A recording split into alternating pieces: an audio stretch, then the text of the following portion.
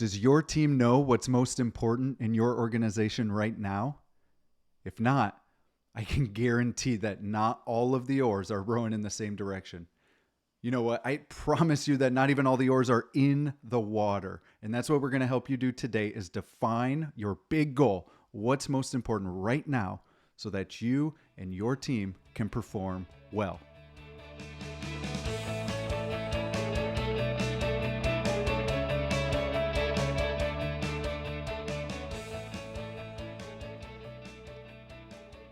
Welcome to the Lead Well podcast, where we give mission-driven leaders principled and practical advice so they can do just that, lead well.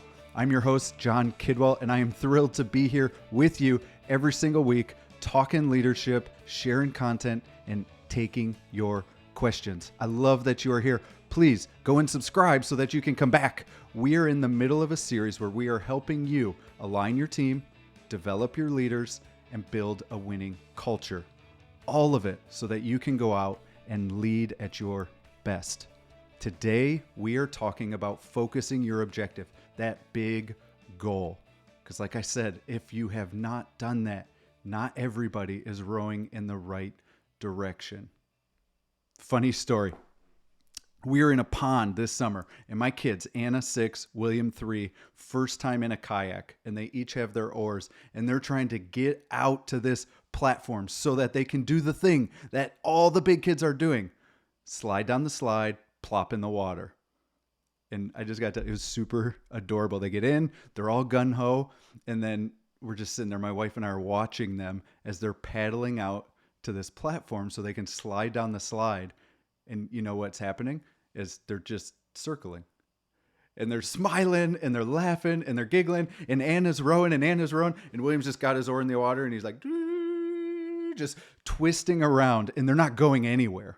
They're just circling and circling and circling. They're having fun. They're working hard.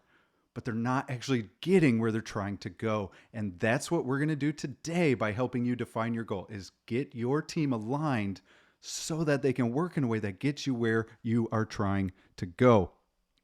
Here's the thing. In our organizations, we have essentially created a whole bunch of multitaskers. And Professor Clifford Nass at Stanford says this. He explains it that as skimming, and multitasking ability increases, our ability to read and think deeply erode. And we're doing this in our organizations when we say, this is important, this is important, this is number one, this is number one. Our ability to make traction on what's most important erodes. He says habitual multitaskers may be sacrificing performance on the primary task. They are suckers for irrelevancy. And we don't want our organizations to be irrelevant. I know the work that you do deserves impact. That's why we're going to help you. One just quick case study about the power of doing this. I don't know if you've heard of this company, but Apple, perhaps, maybe, just a time or three. I may be recording this with a number of Apple products. I couldn't tell you. But when Steve Jobs returned to Apple in 1997, his first act was to reduce more than 90% of the Apple products. That's right. 350 different products down to 10. 350 down to 10. And we're trying to help you today define your number one objective so that, unlike Anna and William, unlike the multitaskers, and unlike Apple pre-Steve Jobs, we can build collaboration and momentum and help you achieve what is most important to impact the lives of the people that you serve. And I know that you, like me, are probably sitting there and it is bubbling up. If I say this is what is most important, we won't do any of the other things. All right, maybe you don't tell yourself that, but I tell myself that. If I say that this is what you do, you prioritize this above that this is the thing that is most important in the next 3 months, 6 months, 18 months, whatever that runway is. Does that mean we stop doing everything else? No. It means that we give our team the ability to work together on that big goal. It means that we give the opportunity to build some momentum we remove the distraction so that we can make traction on that is most important. And the funny thing happens, at least I've found this funny thing happens, is when we do that, when we say this is number one, I am less involved because people are making wise decisions, and we actually get to numbers 2, 3, and 4 faster because we focused in on this. So let's jump in. We're going to give you 3 things to help you focus your objective. They are: choose what is most important right now, set a clear target, and stay committed. Those 3 things are going to help you focus your objective and move the organization in the direction it needs to be successful, to deliver impact. Number 1, choose what is most important right now. Patrick Lencioni describes this as one of the things that will give your organization the advantage because other people don't know what is most important right now. What is that thing that when you achieve it, it causes other things to be successful? That's the first part of figuring out what is most important right now. What do we need to achieve now so that we have the opportunity to do this later? Achieve this level of success, gain this accomplishment, put this much money into capital so we can build this building in the future. Maybe it is increase our clients. Maybe it's grow from 100 people to serving 1,100 people. The number 1 focus right now could be changing a product. Whatever that thing is, you need to find the number 1 thing that when you achieve it, it creates a cascading effect that improves other parts of the organization. Once you have what is most important right now, you and your team circle around it. Here, a quick example of what we did with one of our organizations. We're in a room, we're talking about it. We've set up all of these activities where people are going around, they're drawing pictures, they're writing words, they're trying to put up the big problems in the organization. And after about 35 minutes of just saying like, what if, okay, let's have some fun here, like this, they finally got to, this member onboarding. If we solve member onboarding, then A, B, C, D, all get better, all get easier. Every other goal kind of comes up under that and has this cascading effect to be successful. And so they pulled that out and said for 18 months, this is our number 1 objective: increase the member onboarding experience. So once you know what is most important, then you go into number 2, just like they did, and you set a clear target. Set a clear target. Clear target is specific, increase the member onboarding experience, and it is potentially measurable. What do I mean by that? Well, in our organization, we just went through a rebrand. We have been doing the work, coaching and training mission-driven leaders for years, and we just rebranded as Leadwell. Ours was very specific. We are going to rebrand as Leadwell by this time. The measurement of that rebrand wasn't, by making sure that a certain color palette is hit or by making sure that we get so many views on the website. No, ours was kind of a thematic rallying cry, if I take Patrick Lencioni's words, where this onboarding experience, or maybe yours, is specifically measurable, where we're going to increase the member onboarding experience by going from X to Y on the amount of time that it takes somebody to do this.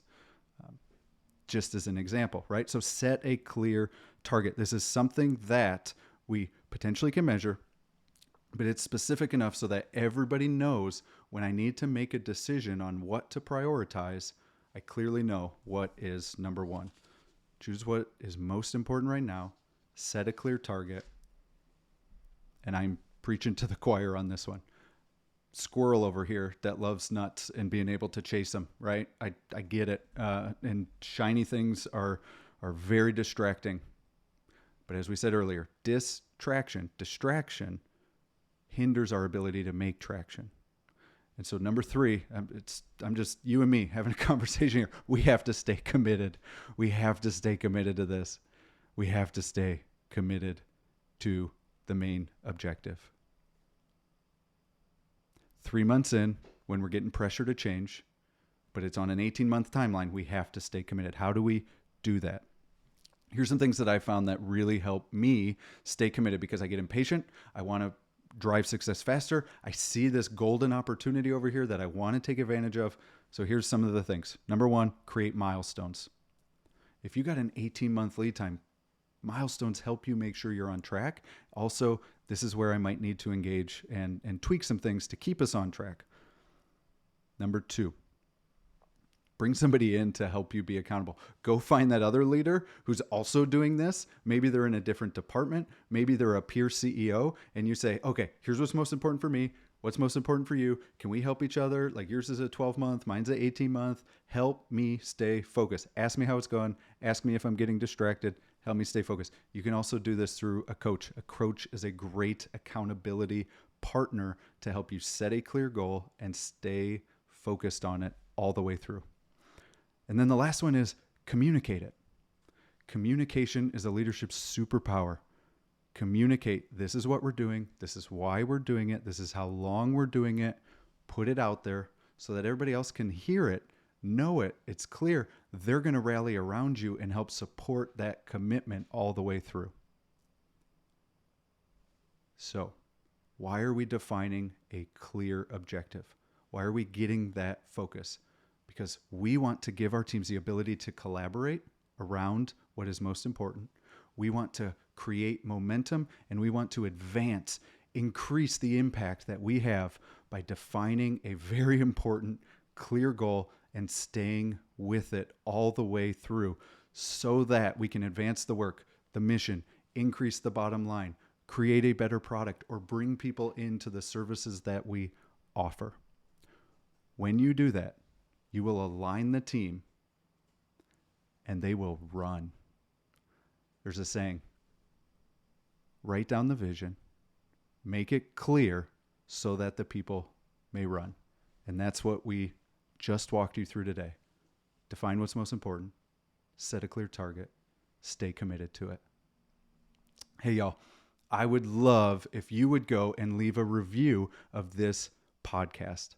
It helps me know how I'm doing, and it also helps spread the word. And I want you to do it so much. I would love to give you money to help. $150, your chance at $150 if you would leave us a review. 5 stars are great, but I'll take whatever you got because I want to know how I'm really doing. So please go to your favorite podcast platform, leave a review, take a screenshot of it, and then send it to me at podcast@leadwell.com or text it to me at 832-895-1253. You will be entered to win your chance at $150. We're giving away multiple $150 gifts. Enter your chance by going and leaving a review today. Also, it really helps us and helps get the word out to other leaders if you would share this podcast. Click that little button that sends it out there. Subscribe. And again, that review thing, would love it. Here's the other part of this podcast. We want to answer your questions. We desire to come alongside leaders to help equip you, to give you ideas, to coach you, to guide you, to give you practical advice so that you can align your team, develop your leaders, and build a winning culture.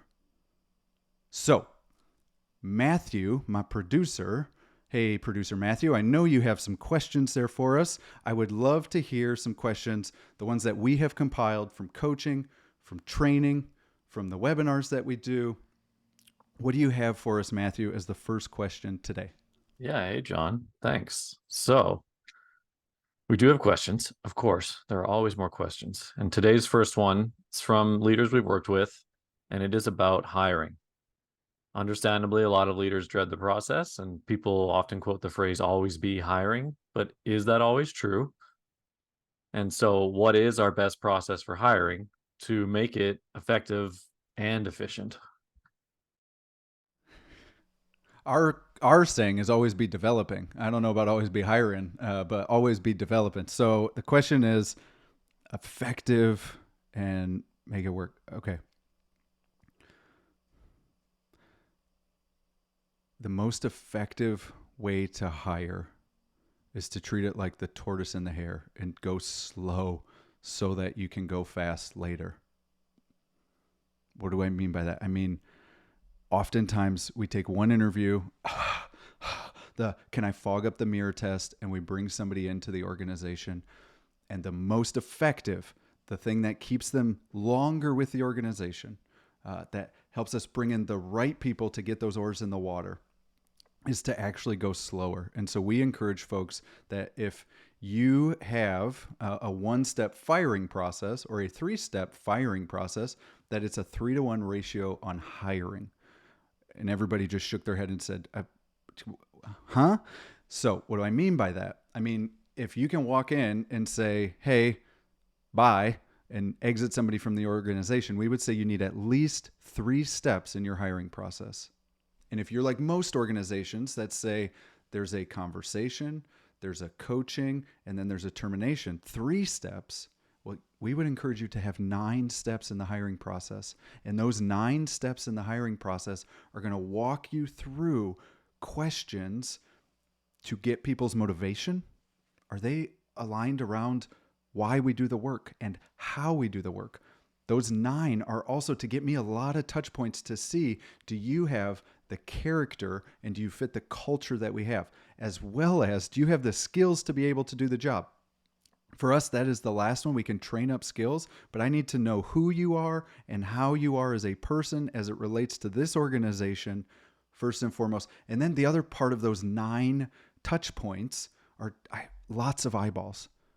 I don't know about you all, but I have gone into interviews and done it by myself, only me, and I do not do as well as when I get a whole group of people that are also looking, giving input, saying, ooh, I saw this. Hey, what about this? I ask a question that you didn't have. So we say it's a 3-to-1 ratio, and we want to go through that process to figure out their motivation, to figure out their character, how they connect with us, how competent they are, the skills that they bring, but also get a lot of people that are already a part of the team to be able to give some feedback on that, because we believe in the abundance of counsel there is wisdom.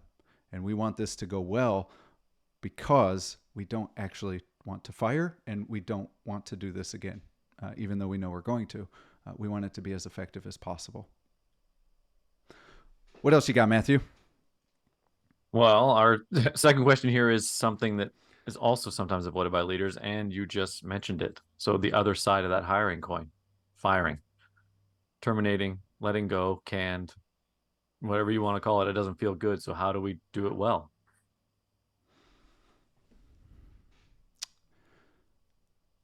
The first step in firing, exiting someone from the organization well, is actually on the hire. Like, imagine if you approached every single hire like you could not fire them. How might that impact the hire? And if you took the approach as layoffs, terminations, exiting somebody from the organization as the absolute last result, I do not want to do this unless it comes down to a mismatch of values, right? If we say that one of the core values we have is honesty and you lie, we're going to separate. If there is a performance that we have gone through and addressed, and it's just not getting better with all of the pouring in, making sure our expectations are clear, making sure that we have coached, making sure that we have equipped, and we just still can't get there, then to keep what's possible, we will exit somebody. And also, sadly, just sometimes if